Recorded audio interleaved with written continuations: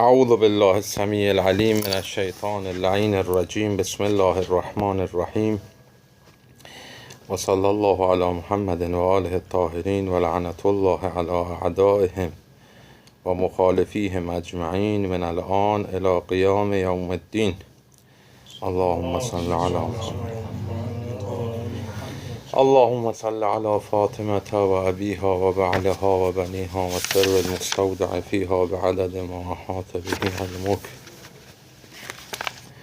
خدمت شما عرضم که ما در این کتاب نوشته شده برای توثیق کتب اربعه، اعتبار کتب اربعه. خب اعتبار کتب اربعه اول ببینیم میخوام چیکار بکنیم تا بعد وارد بحث بشیم. کتب اربعه ما خدمت شما عرضم که الان دو برداشت میشه ازش. بعضی کتب اربعه را میگیرن، مثلا این کتب اربعه فرض بفرمان کتاب کافی اومده کلینی عن علی ابن ابراهیم عن ابی عن مثلا کی ابن ابی عمر فلان روایت گفت. خب بررسی میکنن ببینن این کلینی خوب آدمیه، علی ابن ابراهیم هم خوبه، پدرش هم خوبه، ابن ابی عمر هم خوبه، پس روایت میشه چی؟ صحیحه. روایت را اینطوری نگاه میکنن. کتاب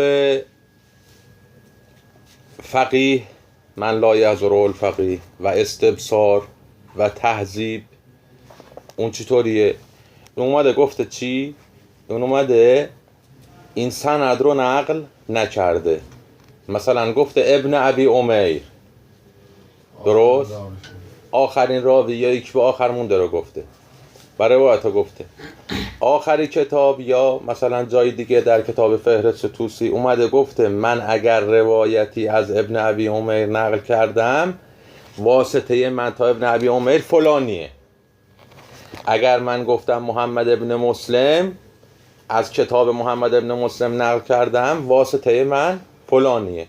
خب میان اونایی که روایت میبینن چی میان میگن که خب شیخ توسی معتبر، این طریق رو میبینن به ابن ابی عمر یکی یا بررسی میکنن، بعد میگن روایت صحیحه یا ضعیفه یا حسنه یا مرسله یا هرچی.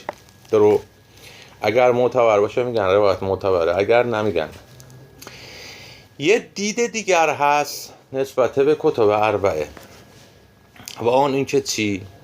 و آن این که میان میبینن که آقای مثلا کلینی، حالا اینا رو توضیحش میدم، کلینی یا صدوق یا شیخ توسی اینا اومدن روایات معتبره رو آوردن در اینجا.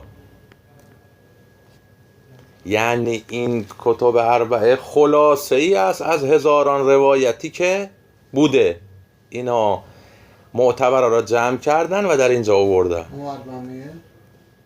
که یکیش که چیزه قبل از کتب اربعه ما اربعه است، اصول اربعه است، قبل از اصول اربعه هم حالا توضیح میدم.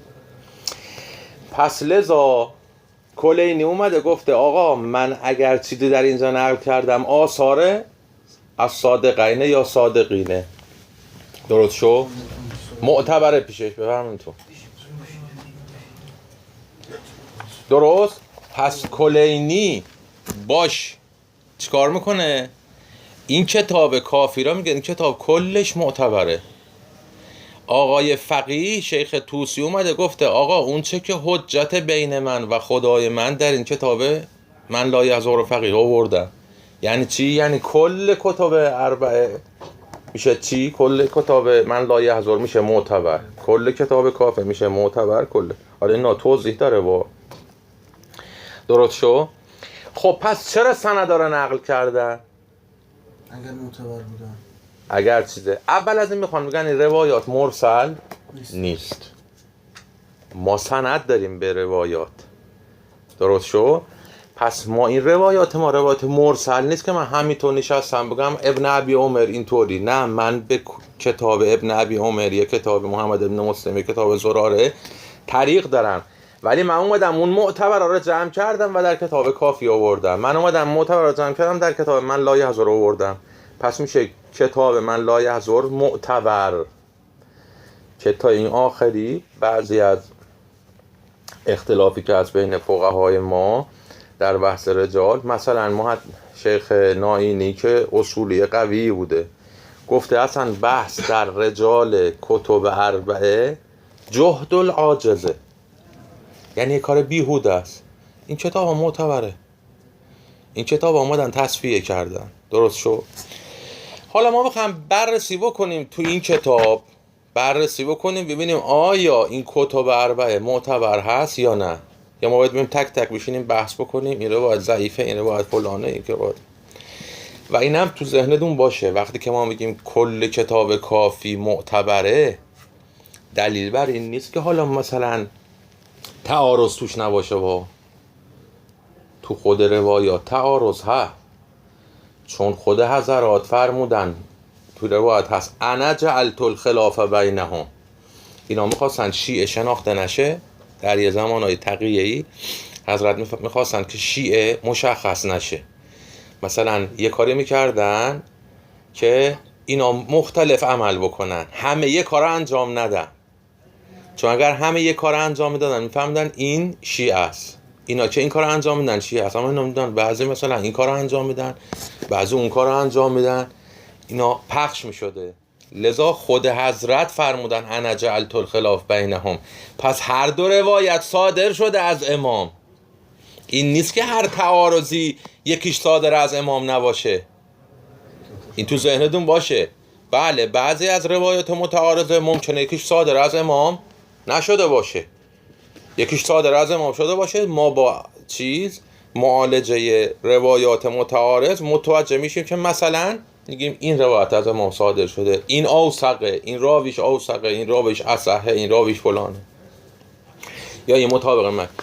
بعضی از روایات متعارض هست که تو خود کتاب کافی هست، تو خود کتاب من لا یحضر هست، تو کتاب اصلا توی کتاب استبصار چیه؟ جمع بین اخبار متعارض، یعنی به ظاهرشون متعارضه. این روایت اینو گفته، این روایت اینو گفته. ببینیم حملی میتونیم، جمعی میتونیم بین روایت بکنیم یا نه. پس ممکنه هر دو روایت از امام صادر شده باشه، درست؟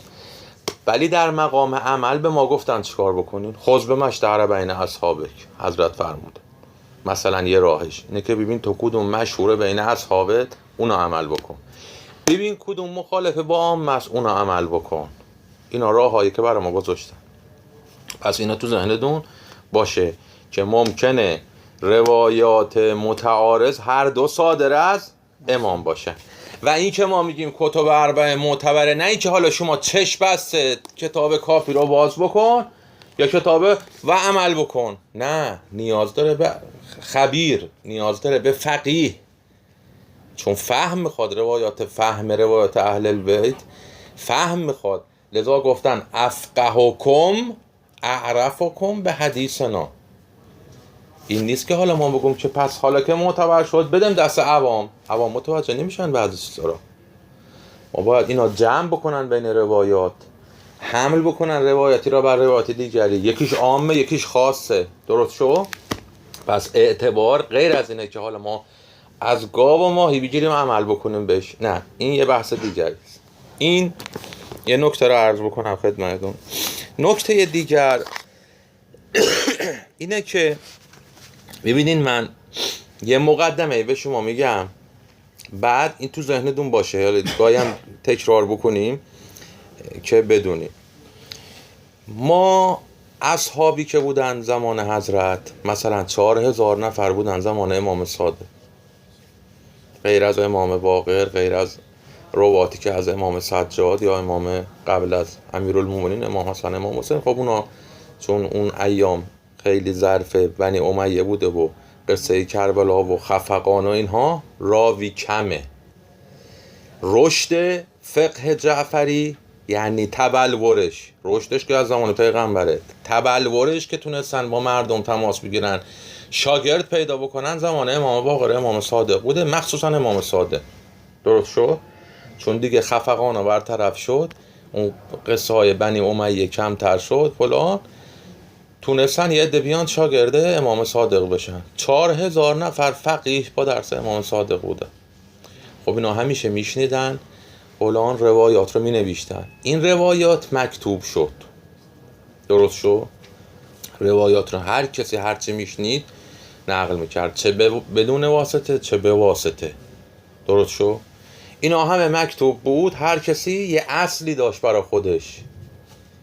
مثلا فرض بفرمون که فلان راوی فلان ابن فلان، این مثلا 50 تا روایت در وضوء از امام شنیده بود، یا به واسطه یا بی واسطه نوشته بود. مثلا 10 تا روایت در نماز، 40 تا روایت در حج، اینا رو همه رو تو چیز خودش نوشته بود. بعدش حضرات آمدن صلوات الله علیهم اجمعین فرمودن که اینا رو دستور به تصفیه دادن. یعنی چه؟ یعنی گفتن که اینا رو بررسی بکنید، چون بعضی از دشمنان اومدن دروغ می‌بستن به امام ها.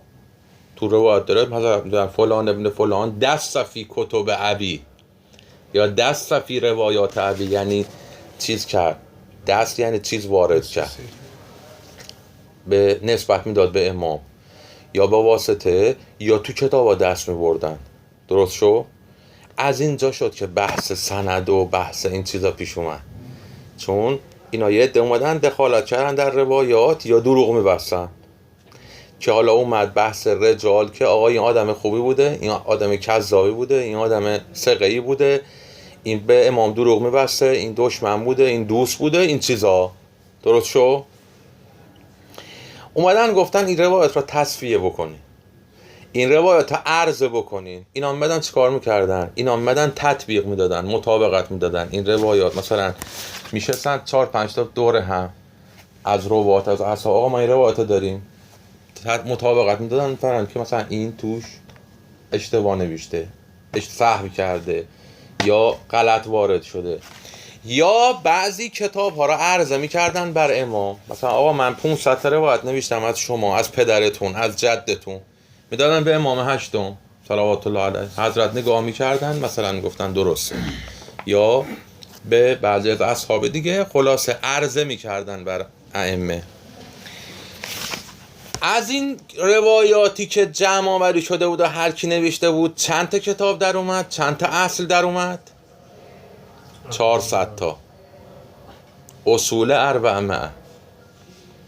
اینا بعد از این که تصفیه کردند و بررسی کردند و یه سری از این روایاتی ما که اومده گفته آقا کتاب ما را عرضه بکنین بر قرآن. چرا تو روایات این همه روایت ما داریم؟ این نکته خیلی مهمه، تو ذهنتون باشه. بعضی خلط کردن تو روایت اومده، روایت مفصلی، آقا روایات ما را عرضه بکنین بر قرآن. اگر مخالف با قرآن بود دعوه فضربوها عرض الجدار. خب الان من وسایل شیعه میذارم جلوی شما، از اولش تا آخرش نزدیک 30 جلد. شما یه روایت برای من بیارین که مخالف قرآن باشه، پیدا میکنه؟ شاید مطالبش مثلا تو قرآن نباشد بعضی. نه، مخالف با قرآن باشه. یعنی قرآن گفته مثلا راست، اون گفته چپ، قرآن گفته بالا، این گفته پایین. مخالف با قرآن یعنی این، یعنی تباین. روایتی که من پیدا نکردم و فکر نمی‌کنم کسی پیدا بکنه که مخالف با قرآن باشه. بله ممکنه قرآن عام گفته، روایت خاص گفته، این مخالفت نیست. مثلا قرآن یه چیزی عام گفته، مثلا قرآن گفته آقا حرم الربا، درست؟ تو روایت اومده لا ربا بین الوالد و الولد، این مخالفت داره؟ گفته اون روایی که حرامه بین پدر و پسر نی، بین کافر و مسلمان نیست، مثلا از کافر ما ربا بگیریم نیست، بین مثلا زوج و زوجه حالا با اختلافاتی که هست نیست، درست شو؟ پس اینه بهش نمیگن مخالفت. مخالفت اینه که قرآن بگه راست، روایت بگه چپ، قرآن بگه چپ، روایت بگه راست، یعنی اینطوری تباین باشه. نیست. خب اگر نیست، پس این همه ما روایت داریم که گفتن روایت ما رو عرضه بکنین بر کتاب، چیه چیه که این گفتن روایات ما عرضه بکنیم برای کتاب؟ این همون روایاتیه که زمان ائمه وارد کردن به روایات اهل بیت و خود اصحاب بررسی کردن و اونایی که مخالف بود رو بیرون کردن. نه اینا که الان تو دست من و شما امروز تو کتب اربعه است.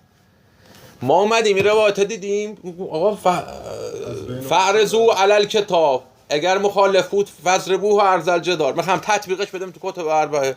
بابا این کتب اربعه از فیلتر رد شده تا به دست ما رسیده. اگر مخالف با کتاب بود اصلا به ما نمیرسید. اینا قبل از اصول اربعه تصفیه کردن. پس خیلی این روایات مال اون زمان بوده، روایات عرضه بر کتاب مال اون زمان بوده، مال قبل از نوشته شدن کافی و اینها بوده، مال اون زمانی بوده که حضرات به اصحاب خودشون گفتن آقا ببینین روایت ما اگر مخالف با قرآن بذارین کنار و گذاشتن کنار، تصفیه میکردن. راجبه ما نیست در زمان غیبت و بعد از تصفیه و بعد از بررسی و بعد از هزار و چند سال که چیز شده. درست شو؟ خب این یه نکته خیلی مهمیه با.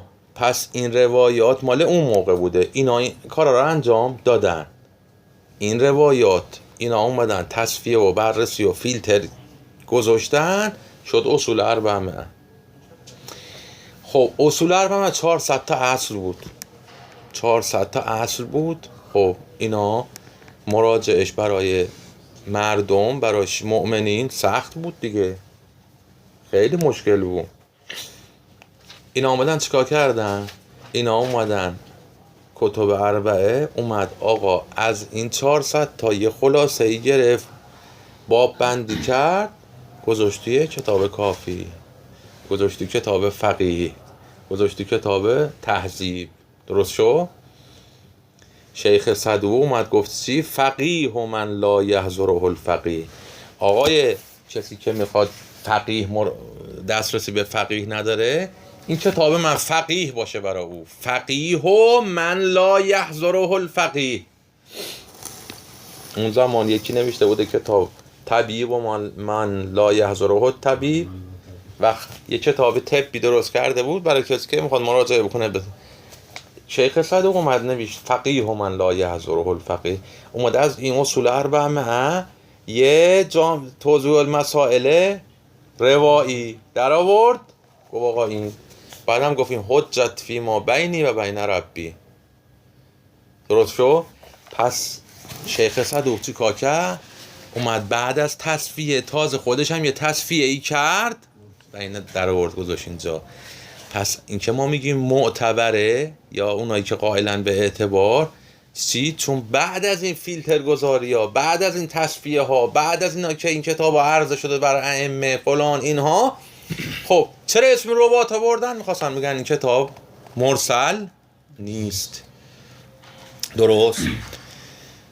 کلینی هم همینطور، شیخ طوسی هم همینطور، مدینه العلم هم که دست ما نرسیده همینطور. ببینید چی تو الان مثلا کتب اربعه و یه مشت کتابای دیگه رو شیخ خرم عاملی اومد آقا گفت چه شما بخواید مراجعه بکنین به چند تا کتاب سخته، اومد یه جمع بندی کرد تو کتاب وسائل گذاشت. یعنی مثلا وسائل شیعه داشته باشیم کتب اربعه را نیاز نداریم دیگه، قسمت فقهشا نیاز نداریم. درست شو؟ یه همچه حالی بوده. این یه بحث دیگر این که اینها کتاب دستشون بوده. مثلا چی؟ اینا رو قاطی نکنین با هم. این که مثلا آقای کلینی یه کتاب داشته، مثلا فرض بفرمون که ابن ابی امیر یه اصل داره. درست؟ خب این کتاب دست اینا میرسیده، اصل مثلا اصل این میخونده استادش، مثلا ابن ابی امیر برای شاگردش داده، شاگردش برای شاگردش داده، شاگرد برای شاگرد، تا رسید دست چی؟ کلینی روایت را که داره میبینه که تو کتاب کافی مینویسه، از رو کجا مینویسه؟ از رو اصل مینویسه، از رو کتاب مینویسه. ولی تا میخواد ذکر بکنه میگه چی؟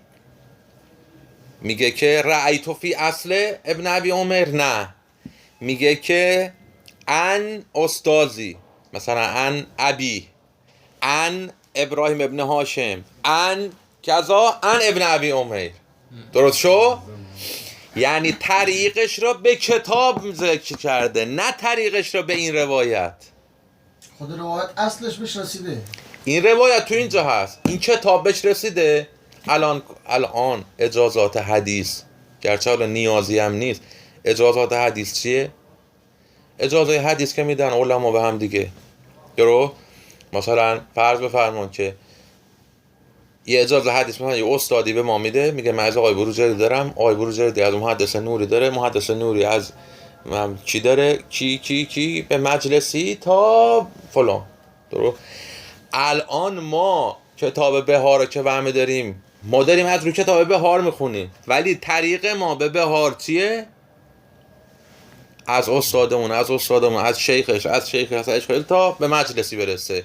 نیازی هم نیست. چرا؟ چون کتاب بهار دیگه معتبر مشهوره، نیازی نبوده که ما بخوام این طریق ها رو برسیم، چون کتاب بهار الان کتاب کافی بعد از 1000 سال برای ما چیه؟ مشهوره. نیازی نیست که دیگه این نیست که قبلا که مشایخ برای هم میخوندن، این که یه نسخه بوده، من این نسخه رو برای ایشون میخوندم، ایشون برای ایشون میخونده. درو اما وقتی کتاب مشهور باشه در دست مؤمنی، دیگه نیازی نیست که من مهم نیست کتاب دستم برسه، دیگه کسی نمیتونه توش دست ببره. الان کتاب کافی خون ما با کتاب کافی خون شما با کتاب کافی 50 سال پیش یکیه. نیازم نیست که حالا من یه طریقی داشته باشم به کتاب کافی. چرا؟ چون کتاب کافی مشهور شده، کسی دیگه توش دست نمیبره. اما اگر یه نسخه خطی منحصر به فرد باشه، یهو شما یه چیزی از توش نقل بکنیم، من میگم به چه دلیل؟ چون اون کتاب دست کسی نی، شاید اون کسی که بهش ما داده دست توش برده. شما میگو نه من این کتاب را از استادم مثلا دارم، آدم معتبر، اون از استادش آدم معتبر، تا برسه به صاحب کتاب میگم خب چون منحصر بوده و احتمال دست بردن توش هست، لذا این طریقا را ذکر میکردن، این اجازه روایت به هم میدادن. اما الان چون کتب دیگه مشهور شده و چاپ شده، دیگه نیاز به اجازه روایت نیست. درست؟ کتبی هم که برای ما مونده کتابای معتبره، یک کتابای مشهوره، کتب اربعه کتاب مشهوریه دیگه، کسی نمیده از زمان کلینی تا الان چیزی توش دست ببره و عوضش کنه و این چیزا. شاید اختلاف نسخه داره، اختلاف نسخه هم زیاد خیلی اختلاف چندانی نیست، مثلا او بوده شده و یا لا بوده شده نم چی او، این چیزا، این هم که طبیعیه. پس نکته مهم این که آقای کلینی، این آقای مؤلف این کتاب در صدد اثبات کردن این مطلبه، میخواد بگه کلینی و صدوق و شیخ طوسی اینا روایات را از اصل می نوشتن، این ذکر طریقشون به این اصل بوده، نه به این خصوص این روایت بوده. 1000 تا روایت تو این اصل بوده، اینا یه طریق داشتن، 2 طریق داشتن، 5 طریق داشتن به این کتاب، این طریقشون به این کتاب رو می نوشتن. وقت این کتاب معتبر بوده، این کتاب مشهور بوده. درست؟ حالا ولو این وسط یه آدم چیز باشه، اینا طرق داشتن، اینا کتاب به دستشون رسیده. و این که کلینی میگه ان ابی، مثلا علی ابن ابراهیم، ان ابی، ان کی، این نه اینکه حالا خصوص همین روایت رو از اینا شنیده، نه، این اون اصل رو داره ذکر میکنه، از اون اصل طریقش به اصل اینا بودن. درست شو؟ نکته رو داشته باشی، به درد ما میخوره. چرا؟ چون که الان تو فصل اول یه اشاره میکنه، چون بحث ما تو فصل اول نیست، بحث ما تو فصل دومه. تا وقت اونجا اشاره بهتون میکنم که به چه دردی میخوره این قصه، به چه دردی میخوره برای تصحیح روایات. مثلا چی؟ مثلا فرض بفرمایید تو این روایت مثلا کلینی به کتاب مثلا ابن ابی عمیر یا ابن ابی یعفور مثلا 4 تا طریق داشته، 4 تا طریق 100 روایت کلینی مثلا از ابن ابی یعفور تو کتاب کافی آورده، 25 تاشو با طریق اول گفته، 25 تاشو با طریق دوم گفته، 25 تا با طریق سوم گفته، 25 تا با طریق چهارم گفته. اما همه اینا از چیه؟ از کتاب ابن ابی یعفوره. درست شو؟ ممکنه توی یکی از این طریقا یه آدم مجهولی باشه برای ما، نه برای کلینی، برای ما. وقت ما میگیم که هر کی اسمش تو این طریقه میشه روایت ضعیف، و حالا که کلینی یه راه دیگه هم داشته به این کتاب. برای تو ضعیفه، کلینی براش آدم معروفی بوده یا آدم معتبری بوده، اما تو الان برات مجهوله، تو میتونی راه دیگر کلینی به این کتاب را بری. وقت 25 تا روایت میشه معتبر. متوجه شدی؟ مثلا من این کتاب به دستم رسیده از 4 راه، برای اینکه حالا تعیین بکنم مثلا گفتم این روایت از این راه نقل کردن، این روایت از اون راه نقل کردن، اما همش به همین کتاب برمیگرده. حالا توی یکی از این راه‌های آدم مجهولی برای شما میگون نه، پس این روایت میشه غیر معتبر، و حالا که روایت غیر معتبر نیست، چون من راه‌های دیگه هم دارم، من دارم از اصل نقل میکنم، من راه خودمو به این اصل ذکر کردم. پس اگر من طریق معتبری داشته باشم به این اصل، دیگه روایت میشه معتبر. اون طریق مشکل پیدا میکنه، پس ضرر به حدیث نمیزنه. حالا بعد اینا رو من یه خلاصه‌ای گفتم که تو ذهنتون باشه، بعد یکی بررسی میکنیم. خب صفحه 11 این چند خطو بخونیم در فصل اول، بعد اشاراتی هست، میریم تو فصل دوم. بسم الله الرحمن الرحیم. اعلم ان المشایخ الثلاثه فی الکتب الاربعه، کتب اربعه را مشایخ ثلاثه نقل کردن. توسی 2 تا کتاب، صدوق 1 کتاب، کلینی هم 1 کتاب. مشایخ ثلاثه یا محمدون ثلاث: محمد ابن یعقوب، محمد ابن علی ابن باوی، محمد ابن الحسن توسی. فی الکتب الاربعه المشهوره المذکوره اخذوا الاحادیث من الاصول الاربعمائه. پس این 4 تا کتاب، کتب اربعه، گرفته شده از 400 کتاب و بیشتر. المعتمد عند حملة الحدیث، که این 400 تا کتاب معتمده، حاملین احادیث بوده، روات احادیث بوده، یعنی اونا مراجعه میکردن به، ببینید اینقدر اینا اصحاب دقت داشتن که وقتی یکی منحرف میشد، کتابو بود دیگه در دسترس، حالا کتاب کافی برای ما هست یا وسائل شیعه، قبلا در دسترس مؤمنین چی بود؟ دسترس مؤمنین مثلا اصل فلان، اصل فلان، اصل فلان، هر کی یه سری از احادیث تو دستش بود. مثلا کتاب چیز که اومدن از حضرت پرسیدن که و بیوتنا کی؟ کتاب بنی فضال، بنی فضال چیز شدن، منحرف شدن. درست شو؟ اینقدر اینا میخوام بگم چقدر دقت داشتن. این که ما میگیم این اصول، این روایات معتبر بوده در دسترس مؤمنین، در دسترس اصحاب، که کلینی اومده از اینا گرفته، پس اونا خودشون دقت داشتن. یکی منحرف میشده مدن به امام میگفتن آقا این منحرف شد، این فتحی شد، این واقفی شد. خب اینا قبلا مثلا شیعه بودن دیگه، مثلا بعد از امام صادق مثلا چیز شدن، بعضی مثلا فرقه دیگه رفتن، واقفی شدن، فتحی شدن فلان. آقا این کتاباش پیش ماست، چه کار بکنیم؟ این روایاتی که این آقا نقل کرده که الان منحرف شده پیش ماست. حضرت تو بعضی چیزا داره، در بعضی از اشخاص بنی فضال گفتن خذوا به ما رووا و دعوا ما رعوا، یعنی اون چه که روایت نقل کردن اخذ بکنه، اما اون چیزی که خودشون رأی خودشونو گفتن نه، اخذ نکنه. درست شو؟ پس ولو این که یارو منحرف شده میمدن میگفتن آقا این منحرف شده، یعنی اگر معتبر بوده رأی میداده رأیش قبول میکردن؟ چی؟ اگر مثلا شخص اگر شخص معتبر بوده برای خدمت نه الان که گفتیم طرف مثلا اومده از دین خارج شده، آقا مصادق گفت اون چیزی که روایت کرده رو بگیرید، اون چیزی که رأی خودش رو ول کنید. یعنی اگر معتبر نه این دلیلش نیست که اگر منحرف نشده پس آرایش رو بگیریم، چون داره سوال از کتاب میکنه، داره سوال از کتاب میکنه، میگه آقا این کتاب خونه ماست، حضرت میدونن اگر بگن این کتاب معتبره پس میره همه چی توش رو همه داره میگه حضرت گفتن معتبره، حضرت گفتن روایاتش رو اخذ بکنید اما آرایش رو نه. شاید یه آدمی معتبرم میرفتن میگفتن روایاتش رو نقل کنید، آرایش رو نه، آرایش حجت نبوده. چون داره سوال از کتاب میکنه، آقا این کتاب این پیش خونه ما پره و بیوتنا منه ملا، پره کتابای از بنی فضال تو خونه شیعیان پره، حضرت فرمودن روایتشو بگیرین.